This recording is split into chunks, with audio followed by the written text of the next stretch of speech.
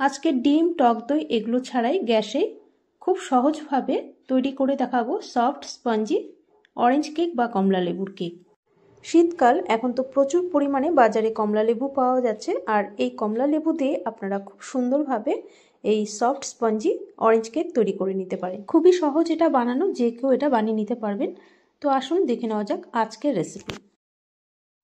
Orange cake বা কমলা লেবুর cake বানানোর জন্য এখানে দুটো কমলা লেবু নিয়েছি।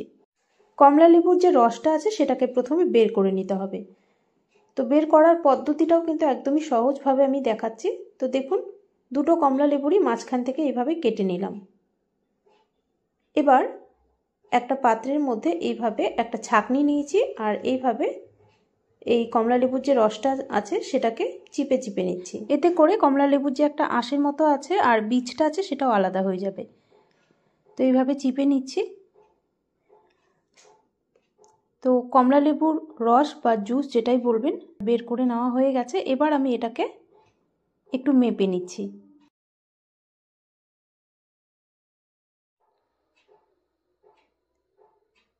তো এই কাপটাতে লেবুর জুসটাকে ঢেলে মেপে নিচ্ছি। তো দেখুন, হাফ কাপ জুস বেরিয়েছে। এটা এক সাইডে রেখে দিচ্ছি, আর এদিকে অন্য একটা কমলা লেবু নিয়েছি। লেবুর যে খোসাটা আছে সেটা গ্রেটার দিয়ে হালকাভাবে এইভাবে গ্রেট করে নিচ্ছি। তো এটা আমি পরে কেকে ব্যবহার করব, তাই এটা আগে বের করে নিচ্ছি। আপনারা যেই লেবুর জুসটা বের করবেন সেই লেবুটা প্রথমে এইভাবে একটু খোসাটাকে গ্রেট করে নেবেন, তারপর জুসটা বের করে নেবেন। তো এখানে অল্প একটু আমি কমলা লেবুর খোসাটাকে বের করে নিলাম। আপনারা চাইলে পুরো 1 চামচও দিতে পারেন। গ্রেট করার সময় খেয়াল রাখতে হবে ভেতরে যে একটা সাদা অংশ আছে সেটা যেন বের না হয়ে যায়, তাহলে একটু তেতো হয়ে যাবে। আর যেটাতে আমি কেকটা বেক করব সেই পাত্রের মধ্যে অল্প একটু তেল মাখিয়ে নিলাম।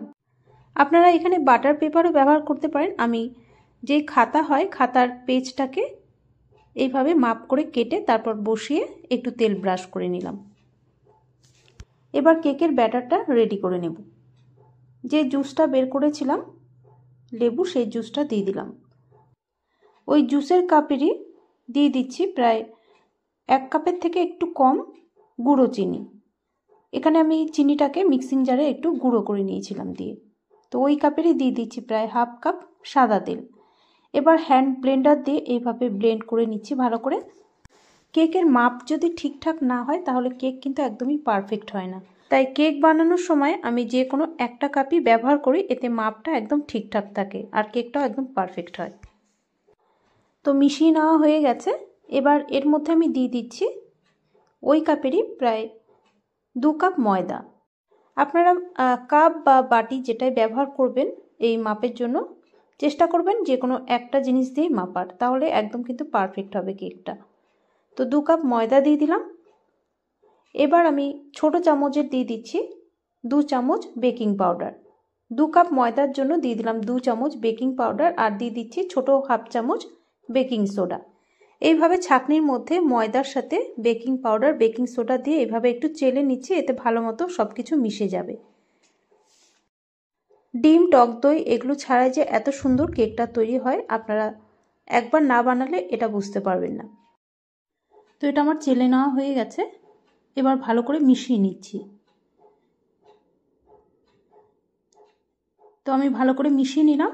এবার এর মধ্যে অল্প অল্প করে দুধ দিয়ে ব্যাটারটাকে একটু পাতলা করে নিচ্ছি। তবে খুব যেন বেশি পাতলা না হয়, তাহলে কিন্তু কেকটা হবে না। তো ব্যাটারের কনসিস্টেন্সি দেখুন আমি ঠিক কীরকম রাখছি, এরকমই কিন্তু রাখতে হবে। তো ভালো করে এটাকে একটু ফেটিয়ে নিচ্ছি। খেয়াল রাখতে হবে এর মধ্যে দলা কোনো অংশ যেন না থাকে। একদম স্মুথ একটা ব্যাটার তৈরি করে নিতে হবে। এই ব্যাটারটা রেডি করতে এখানে হাফ কাপ দুধ লেগেছে। ব্যাটারের ঘনত্বটা ঠিক এরকম হতে হবে। এবার এর মধ্যে যে কমলা লেবুর খোসাটাকে গ্রেট করে নিয়েছিলাম সেটা দিয়ে দিচ্ছি অল্প। আপনারা চাইলে কিন্তু পুরো 1 চামচও দিতে পারেন, এতে খুব সুন্দর একটা ফ্লেভার আসে। এর মধ্যে এখন অল্প দিয়ে দিচ্ছি কাজু কিশমিশ। কাজুগুলোকে একটু ছোট ছোট করে কেটে নিয়েছিলাম। এটা অপশনাল, এটা ছাড়াও খুব সুন্দর কিন্তু কেকটা বানানো যায়। আপনারা চাইলে দেবেন, নয়তো দেবেন না। তো ভালো করে মিশিয়ে নিলাম। তো আমাদের কেকের ব্যাটার কিন্তু একদম রেডি। এবার এই কেকের ব্যাটারটা যে পাত্রে তেল ব্রাশ করে রেখেছিলাম আগে, সেই পাত্রে ঢেলে নিচ্ছি।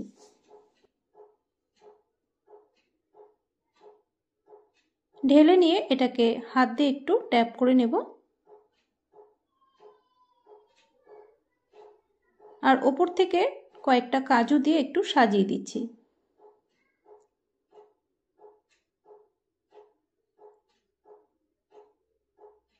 এবার হালকা হাতে একটু ট্যাপ করে নিচ্ছি।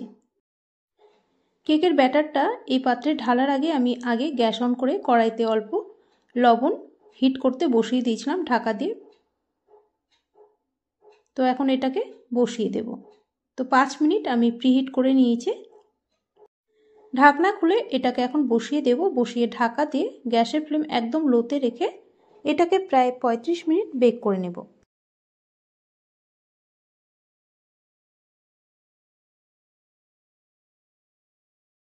ঢাকা দিয়ে দিলাম আর গ্যাসের ফ্লেম একদম লোতে আছে।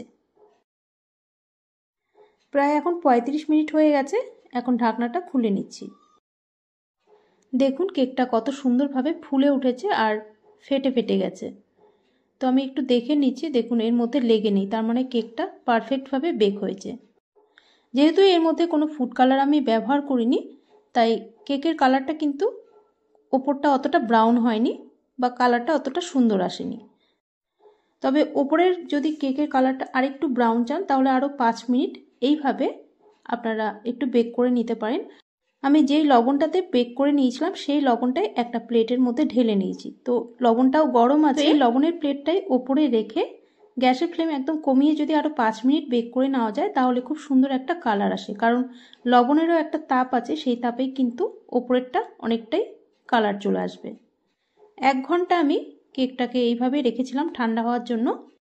তারপর ছুরির সাহায্যে সাইড দিয়ে একটু লুজ করে নিয়ে একটা প্লেটের মধ্যে বের করে নিচ্ছি কেকটা। তো পেপারটাকে এবার এইভাবে তুলে নিচ্ছি। তাহলে দেখুন কত সহজেই ডিম, টক দই এগুলো ছাড়াই গ্যাসে খুব সুন্দরভাবে অরেঞ্জ কেক তৈরি করে নেওয়া যায়। কেকটা কতটা সফট আর স্পঞ্জি হয়েছে দেখুন, দেখে হয়তো বোঝাই যাচ্ছে। আর সুন্দর একটা সাইড দিয়ে কালারও চলে এসেছে। আমি আগেও বললাম যদি আরও একটু এর থেকেও ব্রাউন চান আপনারা ওপরের দিকটা, তাহলে আরও 5 থেকে 10 মিনিট আপনারা একটু বেক করে নেবেন।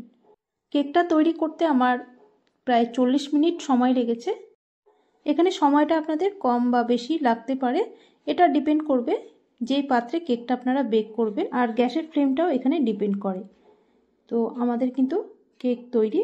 আমি কেটে দেখিয়ে দিচ্ছি, ভেতরের টেক্সচারটা দেখুন কতটা সুন্দর এসেছে, একদম সফট আর স্পঞ্জি হয়েছে। আমার আজকের এই সহজ কেকের রেসিপি যদি আপনাদের ভালো লেগে থাকে তাহলে আপনারাও ট্রাই করে দেখতে পারেন। ভালো লাগলে লাইক ও শেয়ার করতে ভুলবেন না আর অবশ্যই চ্যানেলটিকে সাবস্ক্রাইব করে রাখবেন আমার নতুন ভিডিওর আপডেট পেতে। তাহলে আজ এই পর্যন্তই, দেখা হচ্ছে আপনাদের সাথে আবার নেক্সট একটা ভিডিওতে।